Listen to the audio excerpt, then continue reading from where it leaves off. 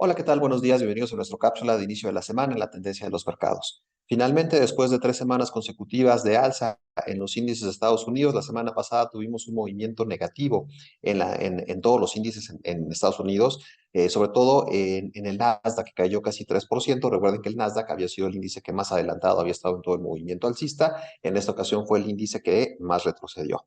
México también no se desligó de este movimiento y cayó 1.7% en la semana, aunque terminó la semana con dos rebotes. Ahorita lo vamos a ver en la gráfica. Europa también 3% abajo y Hong Kong también retrocediendo casi 2%.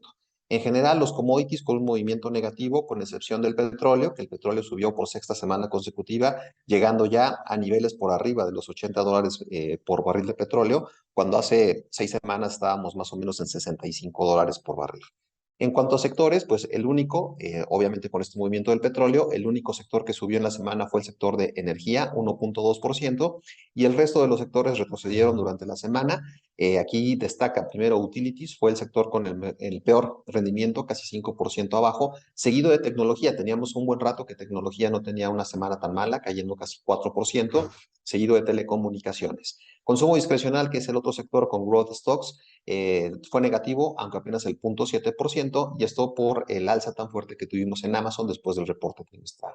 El S&P en general, como ven aquí, 2.3%, y por debajo del S&P, telecomunicaciones, tecnología y utilities. En cuanto a monedas, el peso contra el dólar subió en la semana 2.4%, también esto después de varias semanas consecutivas de retroceso, y el euro contra el peso también subió 2.2% en la semana. En cuanto al heatmap, pues aquí pueden ver cómo todo el mapa se pinta de rojo, con excepción de la subida de Amazon en las Big Techs. Algunas emisoras en verde en la parte de energía, sobre todo las dos más grandes que son Chevron y ExxonMobil, también tuvieron ahí un repunte importante.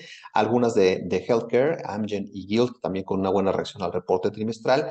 Pero en general el movimiento se repartió en todos los sectores en la parte roja, en la parte negativa. Ahí destaca la caída de Apple 7.1% después de una reacción negativa al reporte trimestral. Recuerden que Apple es la emisora que más pesa tanto en el S&P como en el Nasdaq 100.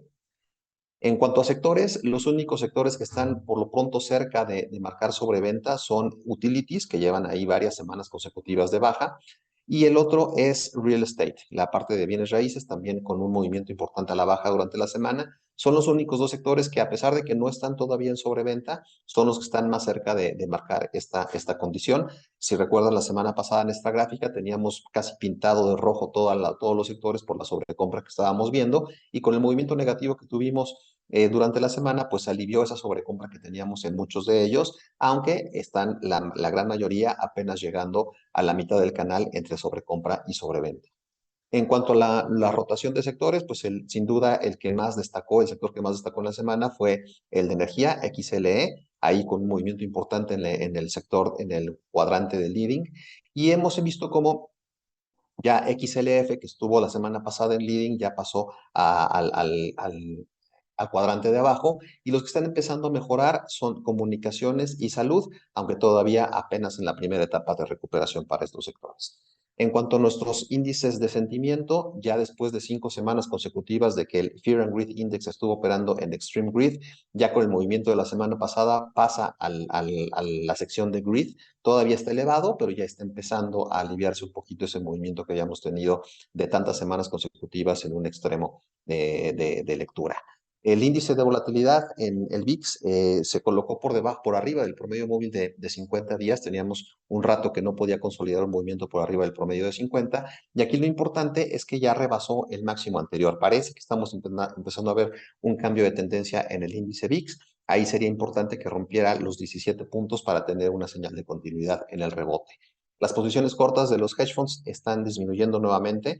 Habíamos tenido 2 semanas de aumento en las posiciones cortas y otra vez ya están disminuyendo, mientras que los votos de los inversionistas retail siguen muy positivos para los siguientes 6 meses. De 45% que tenía de votos la parte bull la semana pasada, subió a 48%, y lo que disminuyó fue la parte bear, que de 24 pasó a 21.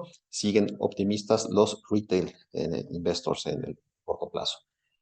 El reporte trimestral ya lleva un avance del 84% de la muestra del S&P y han reportado 420 empresas. Hasta el momento, pues ya se parece mucho lo que tenía estimado el mercado.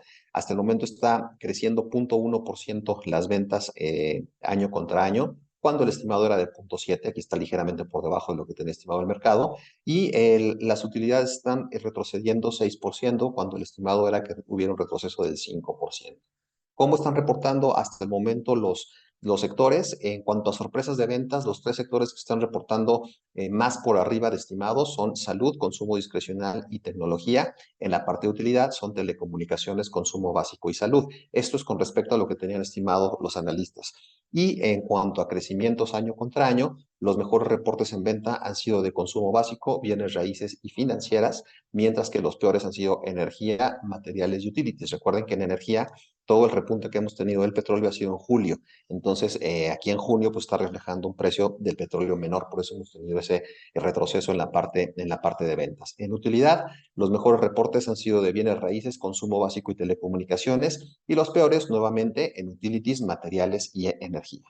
Ya en las gráficas técnicas, el S&P con el movimiento de la semana pasada cerró justo en el promedio móvil de 30 días. Hoy con la apertura que estamos viendo hasta el momento ligeramente positiva, está recuperando el promedio móvil de 30 días, pero ahí los 4,480 puntos son una zona importante de soporte de corto plazo. Si llegara a romper ese nivel, por lo menos creo que estaría tocando 4,440 y muy probablemente hasta los 4,400, que es donde se coloca el promedio móvil de 50 días.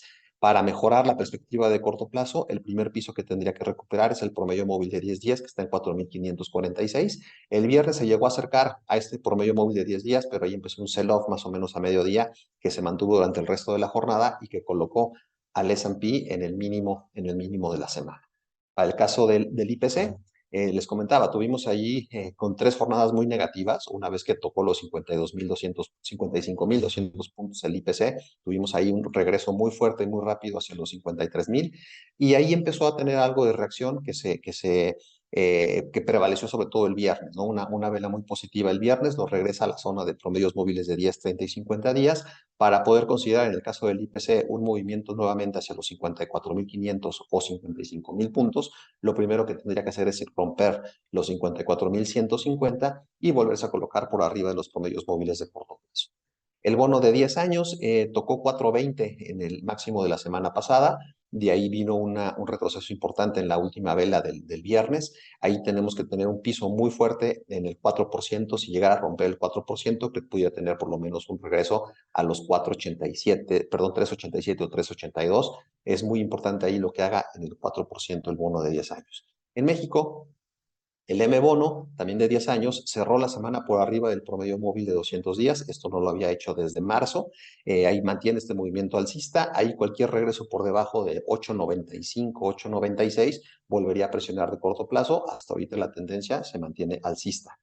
Y en el tipo de cambio tuvimos un spike hacia el 17.40 en la jornada del jueves. Todavía, tanto el jueves como el viernes llegó a operar intradía por arriba del 17.40, que 17.40 es una zona importante desde el punto de vista técnico porque fue piso en mayo y luego fue techo en julio. Entonces técnicamente es una zona importante. Y de ahí el 17.40 vino un regreso importante el viernes a la zona de los 17 pesos. Ahí va a ser muy importante este piso. Había sido una referencia importante como resistencia. Teóricamente debería ser un buen piso de corto plazo. Entonces, cualquier regreso, sobre todo por debajo del promedio de 30 días, que está en 16,96, volvería a presionar al peso de corto plazo. Pensamos que ahorita es un piso que va a ser fuerte, por lo menos en los siguientes días, que podríamos en cualquier momento intentar o ver otro intento del tipo de cambio, recuperar por lo menos el 17.25 como primera zona de resistencia. El DXY hasta el momento ha tenido algo de retroceso, pero sigue operando por arriba del promedio móvil de 10 y de 30 días. Solo cambiaría la tendencia, solo marcaría un regreso más fuerte por debajo de 101,50 puntos.